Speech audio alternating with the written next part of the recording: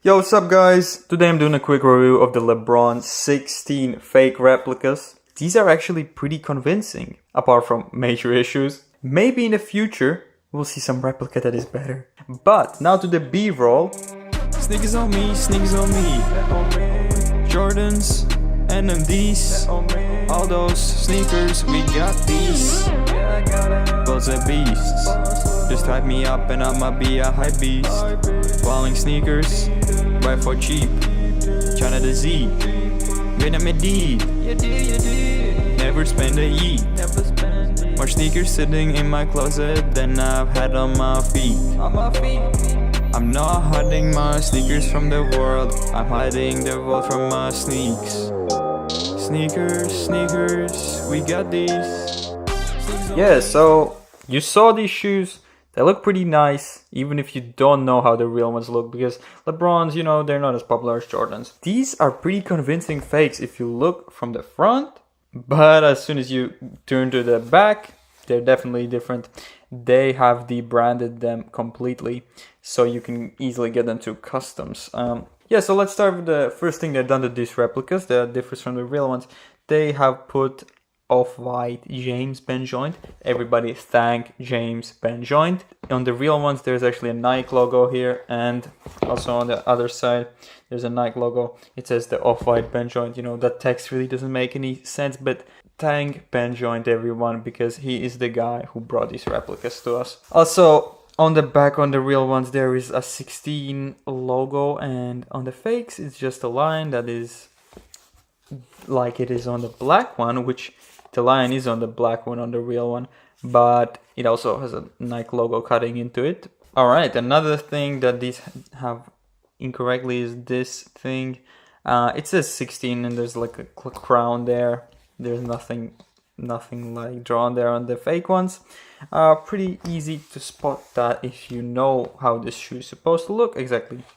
But if you just look at them from the outside, they look pretty cool. The unique colors of the sole are basically the coolest thing about this, and the multicolored design basically, and yeah, it kind of fills that requirement even with the replicas. But also this text, you know, it's not the same as on the real ones, but if you want the text to be the same, just buy the real ones.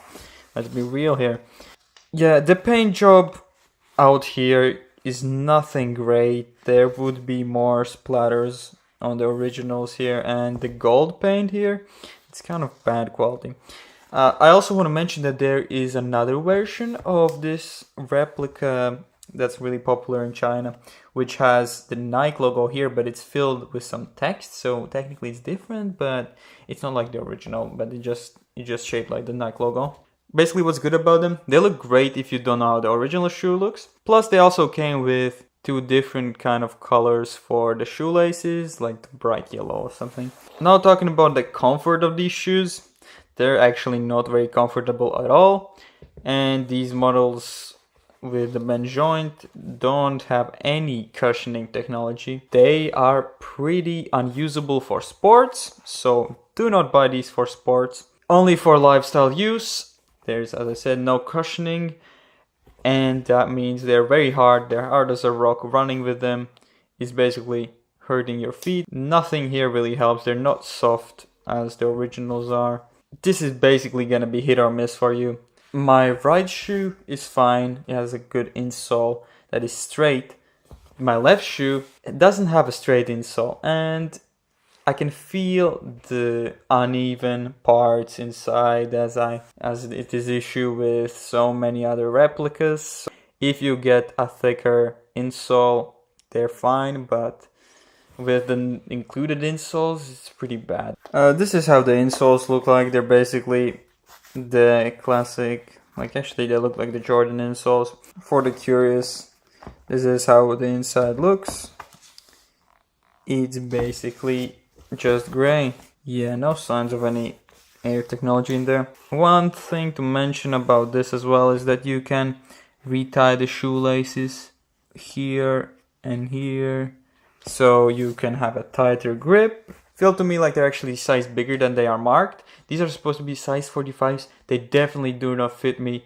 Usually size 45s would be a little bit bigger like a little bit too big for me. These feel like size 46s to me. Take a smaller size than your actual size. The ones with the Nike logo might actually be a little bit different than these, but I think they're probably the same.